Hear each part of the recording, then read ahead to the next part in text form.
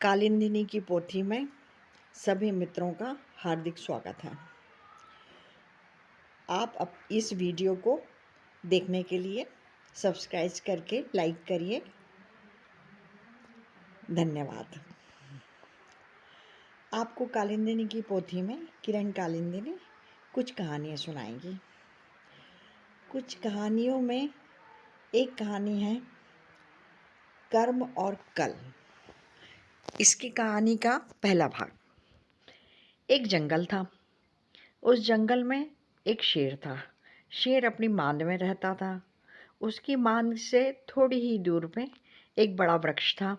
वृक्ष पे गिद्ध रहता था। गिद्ध वही मांस खाता था जो शेर अपने शिकार के बाद में खाने के बाद छोड़ देता था। वो प्रतिदिन का यही उसका कार्य था।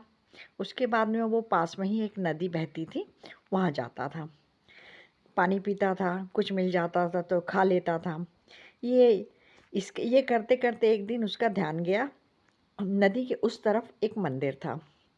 मंदिर की घंटी की आवाज़, वहाँ बहुत सारे पशु पक्षियों को, मनुष्यों को देख के उसकी इच्छा हुई कि एक बार वहाँ जाया जाए। वहाँ गया। वहाँ कीर्तन प्रवचन चलते थे। उसको बड़ा अच्छा लगता। वो वहाँ बैठ जाता, सुनता रहता, और सुनते सुनते उसके दिमाग में कोई एक बात बैठ जाती। उसके दिमाग में ये बात बैठी कि जो हम खाते हैं वही हमारा भाव होता है। हम पीड़ा और वेदना खाएंगे तो पीड़ा और वेदना होगी, और हम सुख और शांति खाएंगे तो सुख और शांति प्राप्त होगी। बस ये बात मन में बैठी। अब वो रोज़ प्रतिदिन शेर को देखता। शेर दो तरह के शिकार लाता था। एक बिल्कुल मरा हुआ रहता था जो बिल्कुल ठंडा पड़ चुका होता था, और एक ऐसा रहता था अधमरा था। अधमरे को खाते खाते वो जीवित रहता था। धीरे धीरे बहुत असहनीय पीड़ा और वेदना सहन करते करते मरता था। वाला जो मांस खाता था और गिद्ध भी वही बचा हुआ मांस खाता था, तो देखते थे अपचन हो गया है, सुस्त है, आलसी है, और दूसरे दिन खाने की इच्छा नहीं हो रही है। उसको ये सही बात लगी कि वो मनुष्य बिल्कुल सही प्रवचन में बोल रहा था, ये तो बिल्कुल सही है।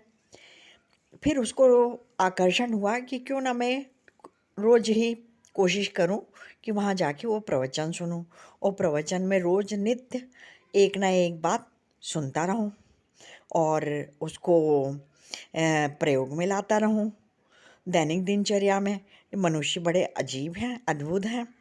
इस तरह से उसका कार्य शुरू हो गया। अब अगली कथा अगले पर, उसमें राधे राधे। जय श्री कृष्ण।